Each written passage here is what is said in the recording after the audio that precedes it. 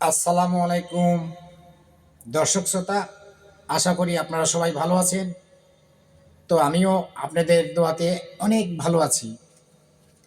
তো আজকের ভিডিওটা তৈরি করব এক পক্ষের কথা নয়, দুই পক্ষেরই কথা আমি বলতে চাচ্ছি আপনাদেরকে।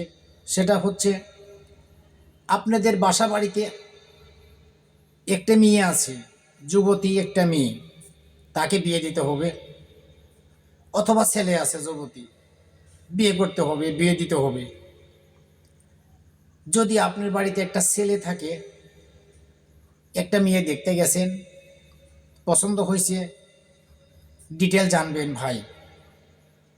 যে বাড়ির হর্তাকর্তা এবং প্রধানগিরি কে করে, মেয়ের মা নাকি বাবা? যদি মেয়ের মা ওই বাড়ির প্রধান হয়, তাহলে ভাই ওই বাড়িতে বিয়ে করলে জামাই সুখ শান্তি কিচ্ছুই পাবে না, 100% পাবে না।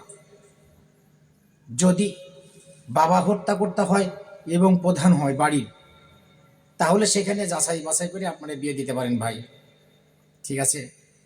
খালি তাই না, মেয়েটাই দেখেন না, ছেলেটাও একই অবস্থা।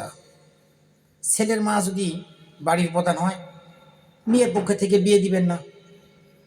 টান যদি দেন, তাহলে মনে করুন মেয়ের শাশুড়ির ঘুতনের পোতা খাইতে খাইতে ওর জীবনটাও নষ্ট হয়ে যেতে পারে ভাই।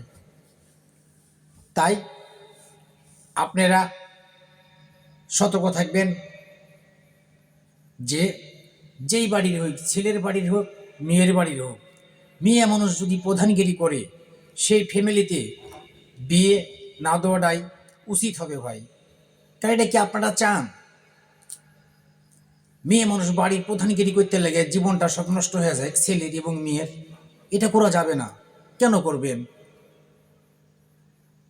মেয়ে একটা না, শত শত মেয়ে রাস্তাঘাটে আছে, বাসা বাড়িতে আছে, 10টা থেকে একটা করেন।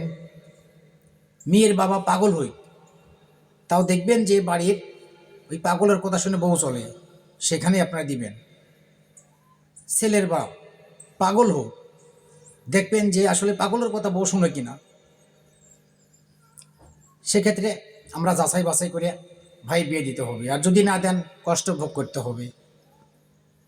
বুঝতে পারছেন? তা আমরা সবাই সবাই সতর্ক থাকি। এটা দেখে শুনে আমাদের বিয়ে বিয়ে বা কাম দেখে শুনে যাচাই বাছাই করে বিয়ে দিতে হবে ভাই। ঠিক আছে? তো আমার ভিডিওটা যদি ভালো লাগে থাকে, লাইক শেয়ার সাবস্ক্রাইব করবেন ভাই। নতুন নতুন ভিডিও আমি প্রত্যেক দিন ছাড়ি ভাই।